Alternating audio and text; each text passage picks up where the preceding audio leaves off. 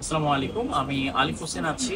এই মুহূর্তে আছে হচ্ছে আমাদের ঢাকার যে চেম্বার গণস্বাস্থ্য হোমিও হল, ঢাকার চেম্বারে আমি অবস্থান করছি।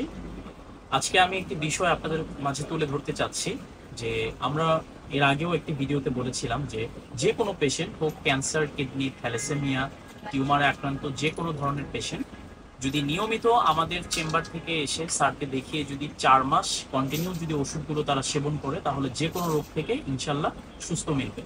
এমনই একজন ব্যক্তি আজকে আমার সাথে উপস্থিত আছেন, যিনি বর্তমানে হচ্ছে আমাদের চেম্বারে অবস্থিত করছে। আমরা সরাসরি তার কাছে চলে যাচ্ছি। উনি ওনার যে ট্রিটমেন্টের যে জার্নিটা সেটা আমাদের সাথে উপস্থাপন করবে। আপনারা দয়া করে তার কাছ থেকে শুনে নিন যে উনি কিভাবে আমাদের কাছ থেকে চিকিৎসা নিয়ে এখন উনি সম্পূর্ণ ভালো আছেন। আপনার নাম? হাসনা। জেলা? কুমিল্লা। কুমিল্লা। গ্রাম? আগানগর। আচ্ছা, আপনি আমাদের এই চেম্বারের ঠিকানা কিভাবে পেলেন, মানে আমাদের সন্ধান কিভাবে যে পেয়েছেন? আমি ফেসবুকে দেখছি, দেখার পরে আমি নক দিয়েছিলাম। নক দেওয়ার পরে আমি স্যারের সাথে কথা বলি। আচ্ছা আচ্ছা কথা বলে আমি আসছিলাম। 1 মাসের ওষুধ খেয়েছি, এখন পুরোপুরি আমি ভালো আছি। আচ্ছা। মানে 2 দিন ওষুধ খাওয়ার পরে আমার যে ইনফেকশন ছিল, ফুলে গেছিল, তো ওটা আপনার চলে কি গেছে। সমস্যা ছিল সেটা যদি একটু খুলে বলতেন। আমার সমস্যা ছিল ব্রেস্টে টিউমার হয়েছিল, ওটা আমি অপারেশন করছি। অপারেশন করার পরে 1 মাস আমি ড্রেসিং করছি, কোনো ইয়ে হয় না।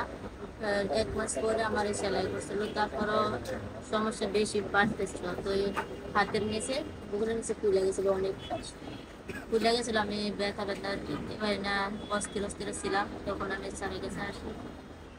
স্যারে আসার পরে একটা সুই ছিল। জি। এরপরে 2 দিন ওষুধ খাওয়ার পরে আমার ব্যথাও চলে গেছে, ফুলাটাও চলে গেছে। আচ্ছা, 2 দিন ওষুধ খেয়ে আপনার ব্যথাও চলে গেছে, ফুলও 2 দিন চলে ওষুধ গেছে। খেয়ে এখন কত মাস রানিং চলতেছে আপনার ট্রিটমেন্টের বয়স? 2 মাস। দ্বিতীয় মাস রানিং। 2 মাসে আপনি সম্পূর্ণ সুস্থ।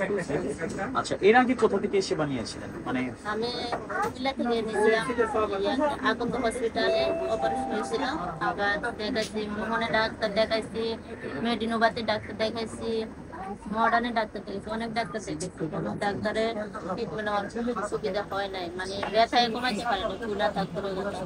তখন আমি এখানে আসার পরে আমি অনেক ভালো আছি। আচ্ছা, আরেকটি ইনফরমেশন দিয়ে আমাদের একটু সহযোগিতা করবেন, সেটা হচ্ছে যে অনেকেই হোমিওপ্যাথিতে মানে ট্রাস্ট আনতে পারে, বলে যে না হোমিওপ্যাথি খেলে আসলে কোনো সমাধান নেই। হোমিওপ্যাথি খাইলে অনেকটা সমাধান আছে, যে বসতে কাজ করে, কিন্তু অনেকটা ভালো।